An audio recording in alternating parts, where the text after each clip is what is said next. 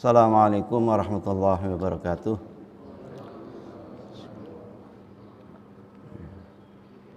A'udzu billahi minasyaitonir rajim. Bismillahirrahmanirrahim. Alhamdulillahirabbil alamin wassalatu wassalamu ala asyrafil anbiya'i wal mursalin sayyidina Muhammadin wa ala alihi washabbihi ajma'in. Amma ba'du. Raditu billahi rabba wa bil islami dina wa bi Muhammadin nabiyya wa rasula. Rabbi zidni ilman warzuqni fahman. Rabbi shrah li sadri wa yassir li amri wahlul 'uqdatam min lisani yafqahu qawli. Amma ba'du. Hadirin jamaah salat subuh yang dimuliakan oleh Allah Subhanahu wa taala. Pertama-tama marilah kita panjatkan puji syukur kehadirat Allah Subhanahu wa taala. Alhamdulillah hingga saat ini kita masih diberikan nikmat oleh Allah, baik nikmat iman, nikmat Islam maupun nikmat sehat, sehingga kita bisa berjamaah salat berjamaah subuh di Masjid Al-Muhajirin yang mulia ini. Salawat dan salam semoga tetap dilimpahkan kepada junjungan kita baginda Rasulullah sallallahu alaihi wasallam.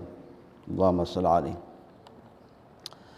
Bapak dan saudara sekalian yang dirahmati oleh Allah Subhanahu wa taala, bil khusus para ustadz, para ulama, para tokoh masyarakat.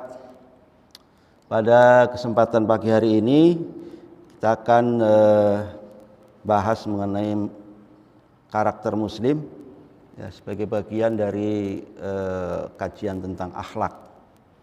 Saya kira tentang karakter muslim ini sebetulnya juga sudah populer ya, tapi mungkin barangkali hanya sekedar mengingatkan dan menambahkan kembali apabila memang belum mengetahui, dan memperkuat saja sebetulnya seperti itu. Hadirin yang dirahmati Allah Subhanahu wa taala, tentu kalau kita berbicara tentang karakter muslim, jadi ini karena sifatnya kajian ya, bukan ceramah biasa gitu. Kita harus membandingkan dengan karakter non muslim, yaitu karakter kafir gitu ya. Karakter muslim, karakternya orang yang beriman. Karakter non-muslim, karakternya orang yang tidak beriman atau kafir gitu. Ada hal yang sangat mendasar tentunya antara karakter muslim dengan karakter non-muslim. Yang sangat membedakan tentu adalah landasan tauhidnya. Jadi tauhid sebagai landasan utama, sebagai konsep utama dan sebagai landasan yang melandasi karakter itu sendiri. Melandasi akhlak itu sendiri. Kalau kita perhatikan orang-orang non-muslim atau orang-orang kafir, khususnya ya mungkin barangkali di dunia barat, mereka itu menganut aliran atau faham yang disebut dengan aliran materialistik, ya, aliran materialistik. Atau juga menganut kalau dalam teori ekonominya adalah kapitalistik. Kalau dalam politiknya mungkin adalah politik lebih ke sekuler gitu ya, sekuleristik. Nah, materialistik itu adalah merupakan satu paham ya, yang ini sudah lama paham ini gitu ya, semenjak tentunya dari mulai zaman Yunani kuno. Satu paham di mana manusia itu tidak meyakini, tidak beriman tentang adanya sesuatu di balik materi. Jadi dia hanya meyakini adanya materi yang ada di sini dan kini. Itu paham materialistik.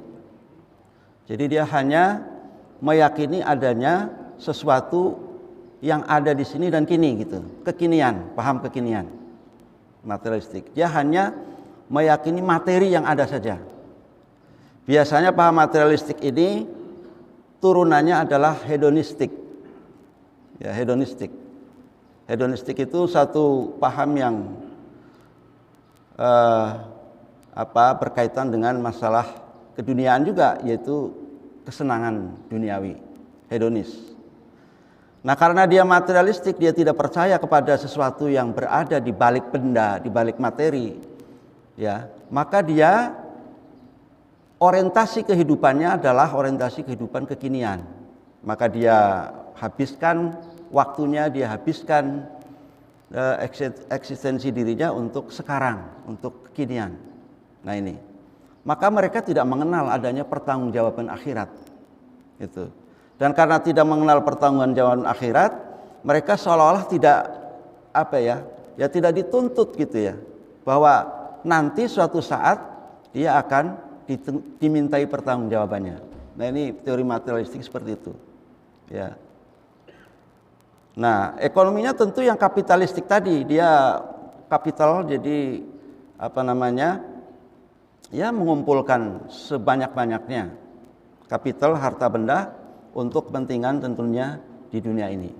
Nah ini, jadi cara pandang inilah atau worldview istilahnya gitu ya, mindset tentang dunia dan akhirat inilah yang membedakan antara Islam dan non-Islam. Berbeda dengan Islam, Islam meyakini bahwa setelah materi atau di balik materi itu ada sesuatu yang harus dipertanggungjawabkan. Oleh karena itu kita mengenal alhamdulillah adanya rukun iman yang antara lain adalah percaya kepada hari akhir. Jikalau kita tidak percaya kepada hari akhir, maka mesti orang itu tidak akan melakukan perbuatannya untuk mempertanggungjawabkan di suatu kelak nanti. Itu. Nah, karena kita percaya adanya hari akhir, bahwa kita nanti suatu saat akan dimintai pertanggungjawaban pada yaumil mahsyar atau yaumil akhirat nanti, maka disitulah kita harus berbuat sesuatu untuk dipertanggungjawabkan oleh kita sendiri, yaitu berbuat baik, ya, dan berbuat tentunya amal-amal soleh, baik itu berupa ibadah mahdoh maupun ghairu mahdoh. Nah ini yang membedakan. Dan alhamdulillahnya kalau menurut Said Hawa, ya, dalam bukunya Al-Islam, kalau seandainya tidak ada Islam, itu dunia ini pasti akan kacau. Dunia ini pasti akan berantakan gak karuan. Karena apa? Karena standar kehidupan itu tidak akan ada aturan yang baku, yang standar seperti dalam Islam ini. Kata Said Hawa, dunia atau sejarah membuktikan bahwa ketika Islam menguasai sebagian wilayah yang diduduki atau yang dihuni oleh non-muslim, itu malah terjamin kehidupan mereka, baik kehidupan ekonominya apalagi juga kehidupan agamanya. Jadi tidak dimasalahkan gitu. Tetapi ketika dunia dikuasai oleh non-muslim, dalam hal ini oleh orang-orang Nasrani, orang Yahudi, maka disitulah terjadinya kekacauan dan kehancuran, di mana terjadi katakanlah dominasi, ya, bahkan kebrutalan begitu, baik terhadap mereka sendiri, anggota masyarakat mereka sendiri, apalagi terhadap agama-agama lain. Itu sejarah sudah membuktikan. Misalnya ketika Islam berkuasa di Spanyol, ya, selama hampir 700 tahun di sana, itu kehidupan masyarakat di sana, baik Islam maupun non-Islam, begitu harmonis, begitu damai begitu. Tetapi begitu Spanyol itu dikuasai oleh non-muslim, dalam hal ini Kristen begitu ya, Nasrani gitu, maka mulai terjadilah satu kekacauan di mana berjuta-juta masyarakat muslim yang tinggal di Spanyol itu diusir, ya, diminta untuk memilih mau masuk agama mereka atau mau keluar. Kalau tidak keluar, maka tentu harus mereka bunuh. Nah ini terjadi besar-besaran ya. Jadi Islam yang sudah berada 700 tahun lebih di Spanyol itu bisa hilang, tidak ada orang di sana yang Islam. Nah saya nggak tahu bagaimana di negara-negara lain. Mudah-mudahan tidak seperti di Indonesia ya. Mudah-mudahan Indonesia tidak seperti itu. Nah inilah satu mungkin barangkali sebagai pengantar bahwa yang membedakan ya baik itu akhlak maupun yang lainnya, karakter Muslim terutama adalah antara worldview-nya tadi, cara pandangnya, mindset-nya dan juga tentunya ideologinya, ya dasarnya. Nah itu Bapak Ibu sekalian yang dirahmati Allah Subhanahu Wa Taala sebagai suatu pengantar.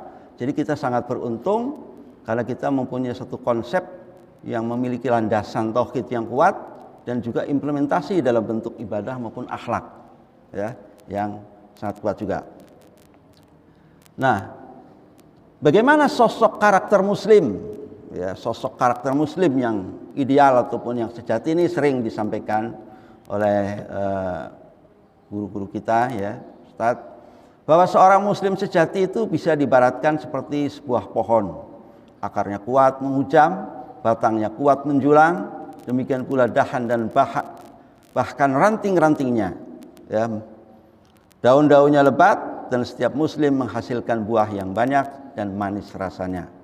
Nah, ini satu ibarat ya, satu ibarat yang disampaikan di dalam ajaran Islam oleh Al-Qur'an tentunya.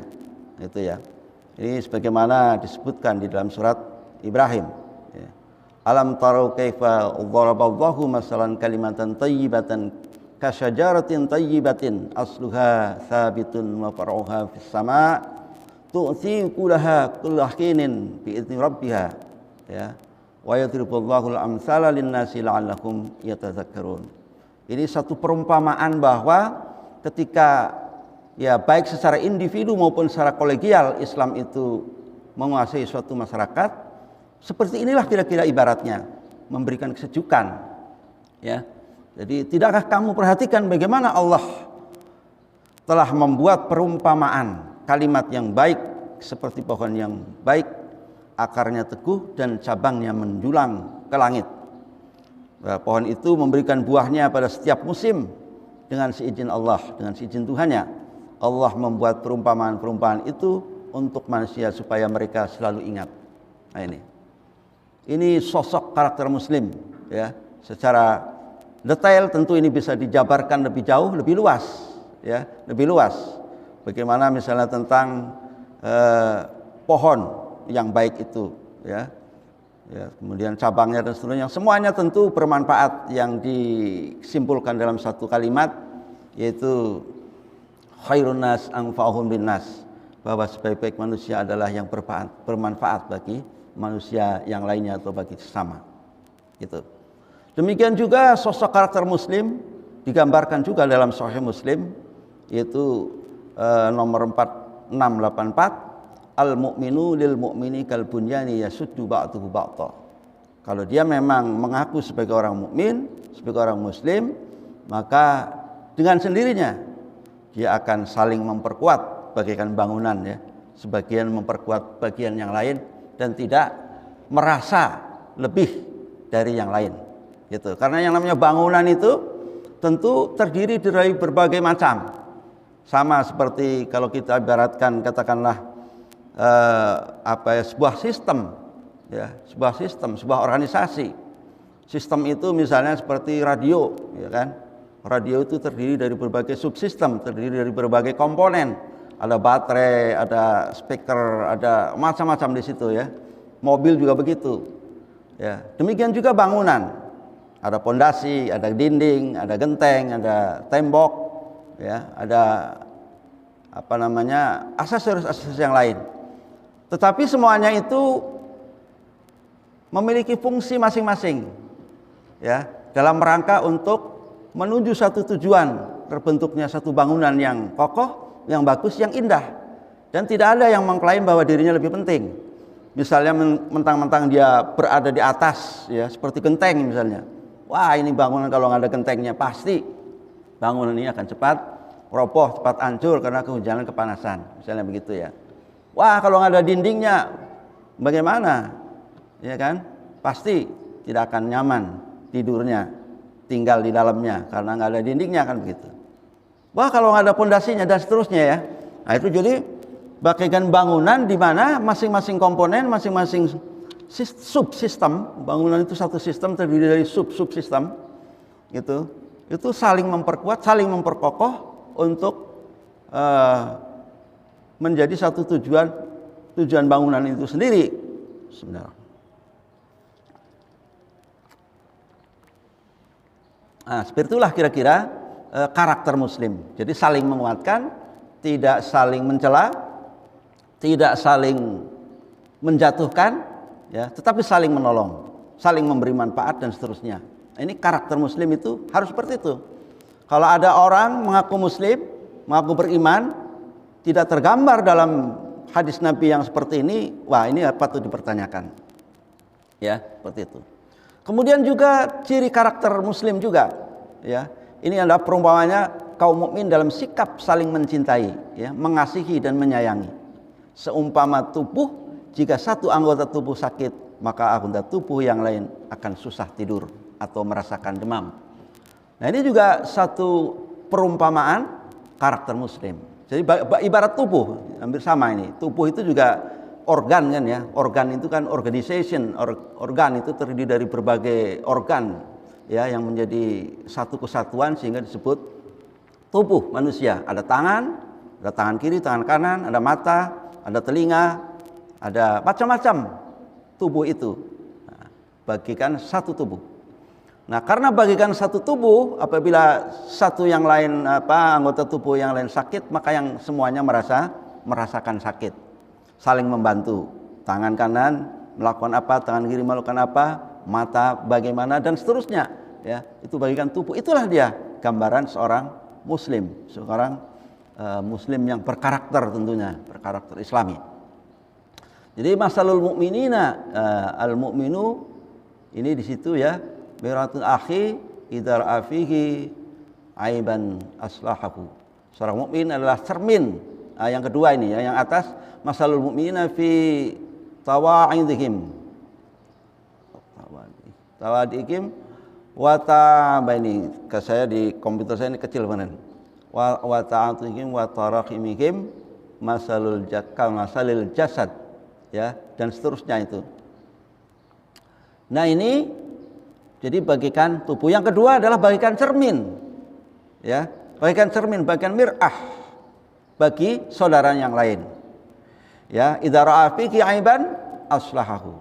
Apabila kita melihat saudara kita itu memiliki aib, maka kita memperbaikinya atau paling tidak menyembunyikan aib orang lain atau menyembunyikan aib saudara kita itu. Bukan apabila ada orang lain punya aib kemudian kita obral, kita publikasikan ya di medsos atau di mana begitu. Bukan begitu. Tapi cermin ini adalah merupakan satu kiasan ya, bahwa seorang muslim itu harus peduli terhadap saudaranya, tentunya dalam hal kebaikan. Kemudian juga perumpamaan seorang mukmin seperti lebah. Apabila ia makan, maka ia akan memakan sesuatu yang baik. Dan jika ia mengeluarkan sesuatu, ia pun akan mengeluarkan sesuatu yang baik.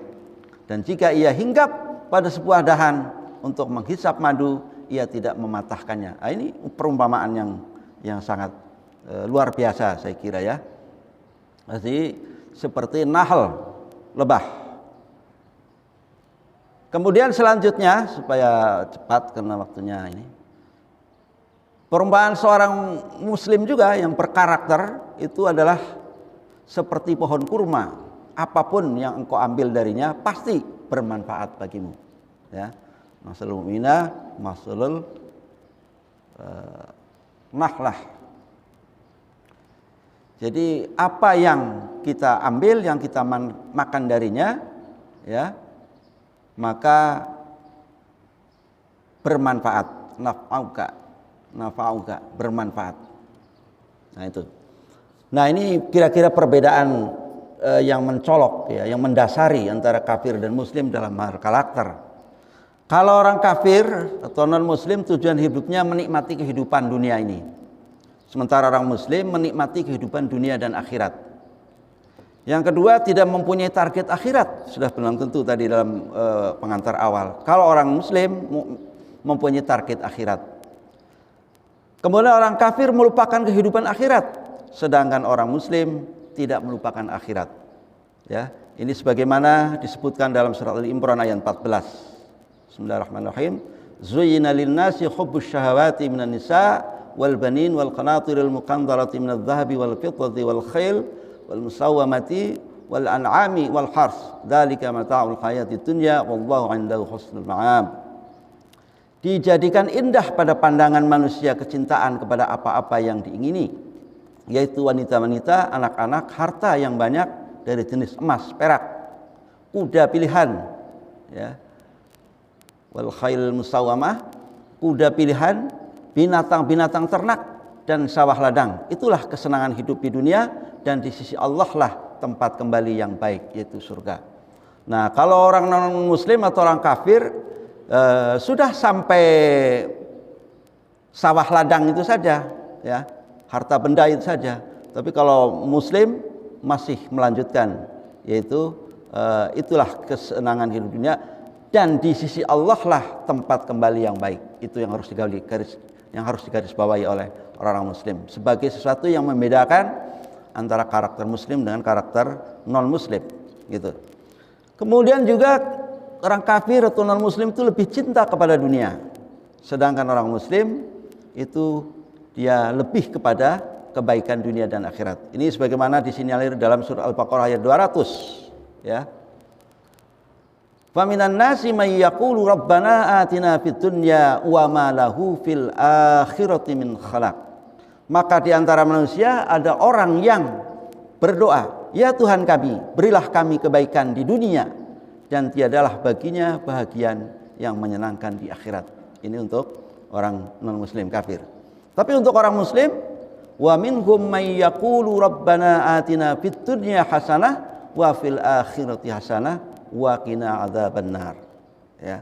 Dan di antara mereka ada orang yang berdoa, ya Tuhan kami, berilah kami kebaikan di dunia dan kebaikan di akhirat, dan peliharalah kami dari siksa neraka. Jadi dua-duanya, ya, dua-duanya ada kebaikan di dunia dan kebaikan di akhirat, ada tujuan di dunia, tujuan yang lebih mulia lagi di akhirat, ya, walal akhiratu khairu wa abqa, atau wal akhiratu khairul laka minal ula.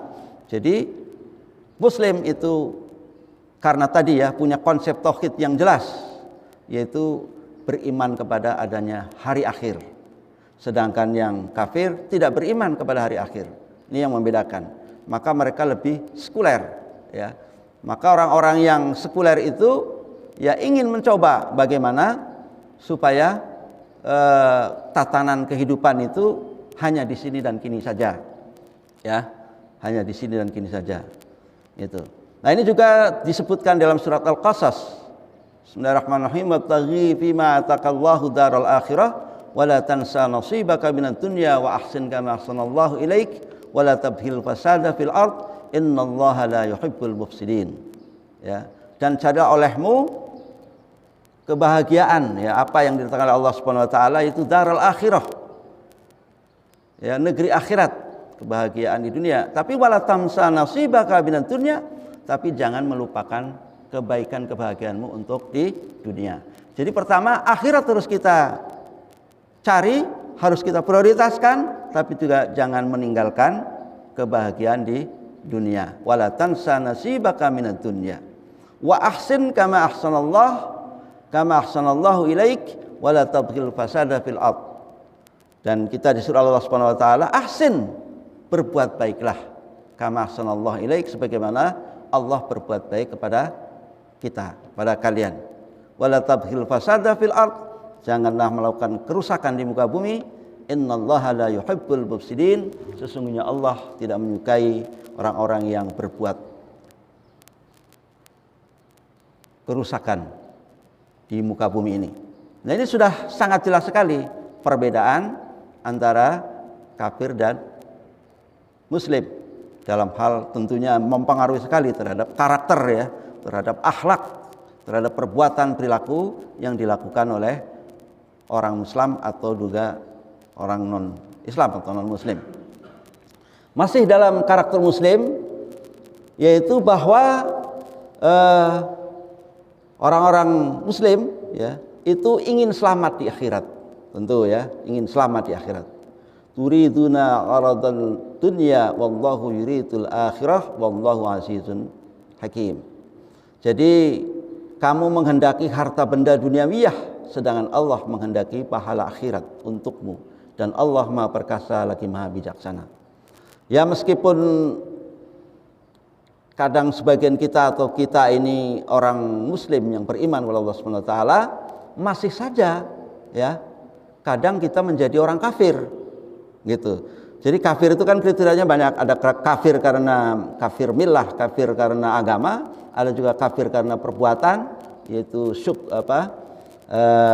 ingkar nikmat, gitu, ya. Jadi tidak mensyukuri nikmat Allah Subhanahu wa taala itu juga kafir ya, ingkar namanya. Kafir itu kan ingkar. Ada juga kafir karena perbuatan-perbuatannya yang tidak sesuai dengan ajaran-ajaran Islam itu sendiri. Nah, antara lain adalah ada yang menghendaki kehidupan dunia saja, itu ada orang muslim itu sendiri ada begitu. Sedangkan Allah menghendaki kehidupan dunia dan akhirat ya. Nah, tentunya sebagai karakter muslim yang benar-benar dua-duanya harus dicapai. Nah, kemudian juga waman aradal akhirata wa sa'alaha sa'yaha wa huwa mu'minun fa ulaika kana sa'yuhum mashkura. Dan barang siapa yang menghendaki kehidupan akhirat dan berusaha ke arah itu dengan sungguh-sungguh sedang ia adalah mukmin, maka mereka itu adalah orang-orang yang usahanya dibalas dengan baik gitu. Jadi sudah sangat gamblang, sudah sangat jelas. Satu, perbedaan antara muslim non muslim itu sudah sangat jelas. Yang kedua, perbedaan antara muslim yang menginginkan yang secara sungguh-sungguh untuk mendapatkan dunia akhirat, tetapi juga ada orang-orang muslim yang hanya menginginkan kebahagiaan di dunia saja, akhiratnya diabaikan. Nah, padahal kita Allah Subhanahu wa taala sudah diingatkan ya, janganlah mengabaikan dunia. Meskipun juga harus berusaha untuk mendapatkan kebahagiaan akhirat. Dan juga diingatkan bahwa kita itu jangan sampai melupakan Allah Subhanahu wa taala. Karena kalau kita melupakan Allah, pasti kita akan dilupakan. Nah, itu sudah hukumnya seperti itu. Berikutnya adalah zuhud. Ya, berzuhudlah, janganlah hati kalian terpana dan terikat dalam masalah dunia. Maka Allah SWT akan mencintai kalian. Berzuhudlah terhadap apa-apa yang dimiliki oleh manusia, maka manusia akan mencintai kalian. Ini hadis riwayat Ibnu Majah. Nah, berzuhud itu bukan berarti hanya mencintai akhirat atau hanya berusaha untuk akhirat, misalnya sholat, puasa, zakat gitu ya. Kemudian dunianya ditinggal, misalnya tidak berkeluarga atau tidak bermasyarakat ya, uzlah, mengasingkan diri dan seterusnya.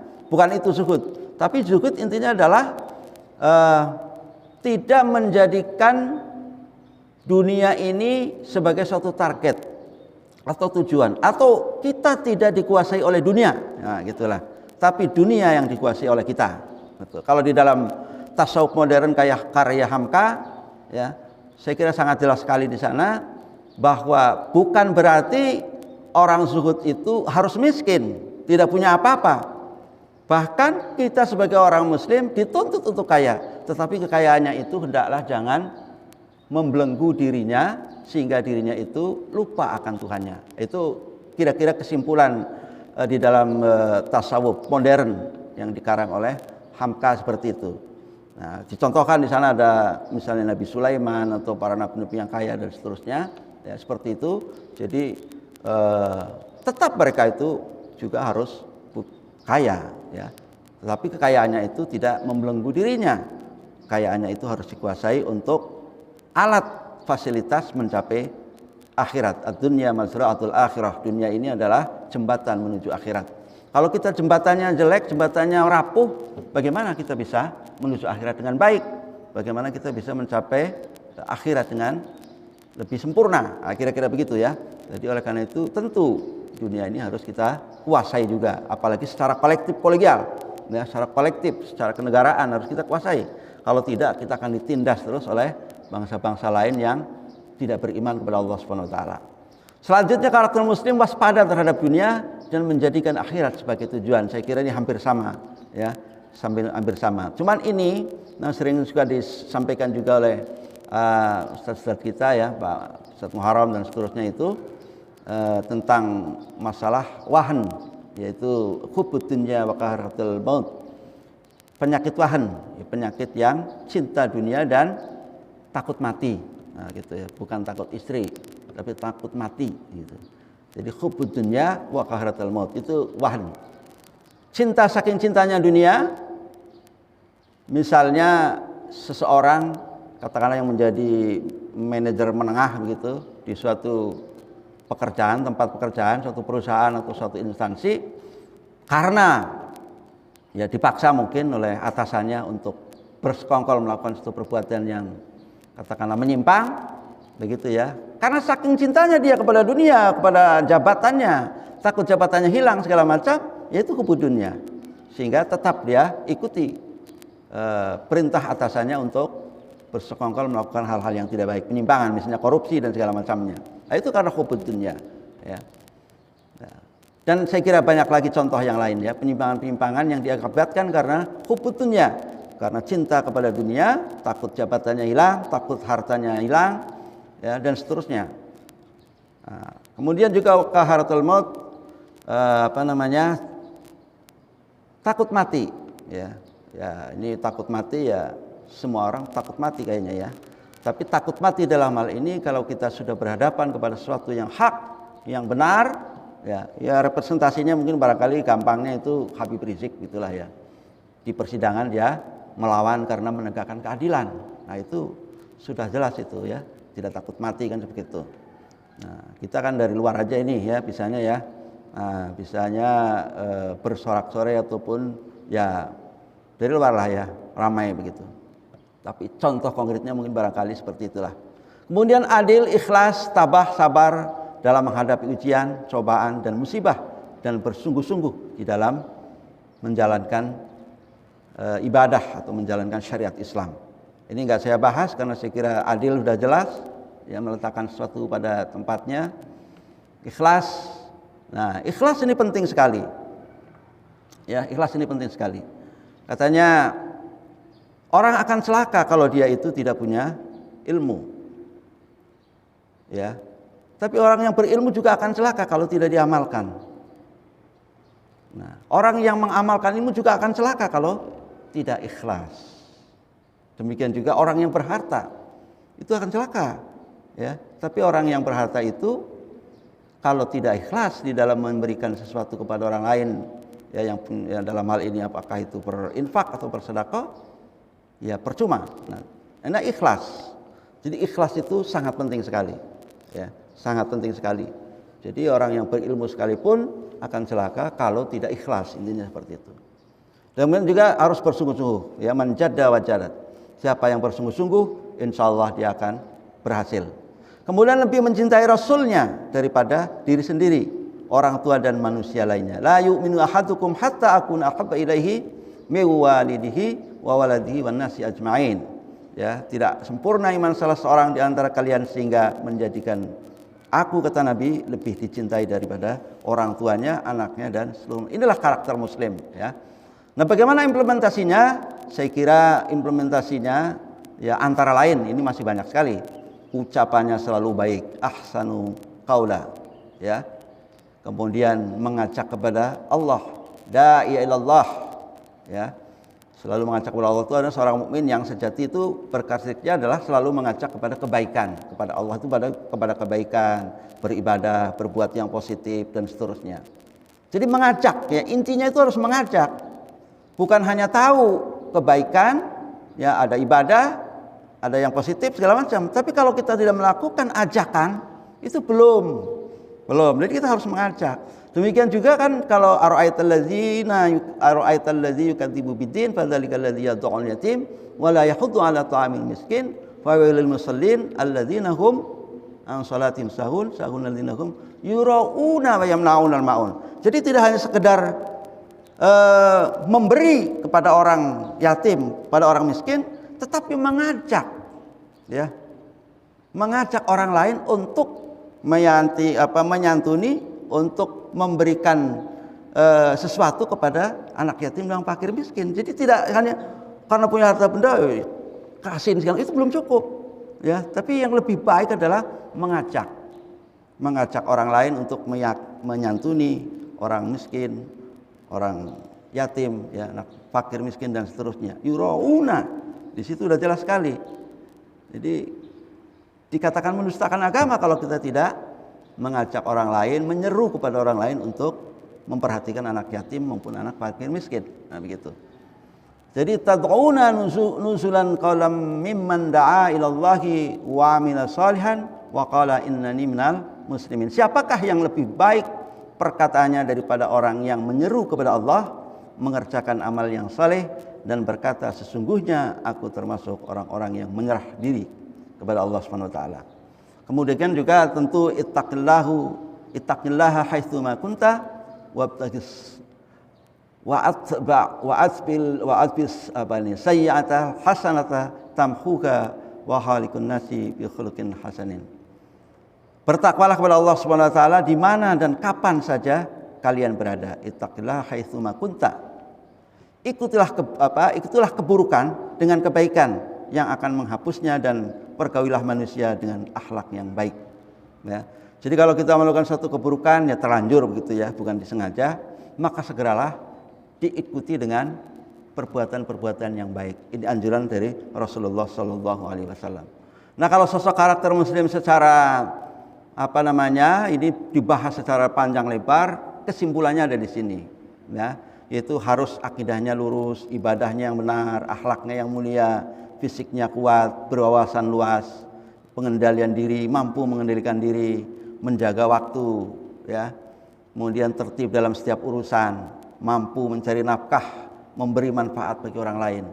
Sosok karakter Muslim tersimpul di dalam 10 karakter yang ada di tayangan ini, yaitu salimul aqidah, sahihul ibadah, matinul khuluq, qawiyul jism, kemudian mustaqaful fikr, mujahidun linnafs, harisun ala waqfihi, kemudian munazzamun fi su'nihi, qadirun ala kasbi, dan nafi'un li ghairihi.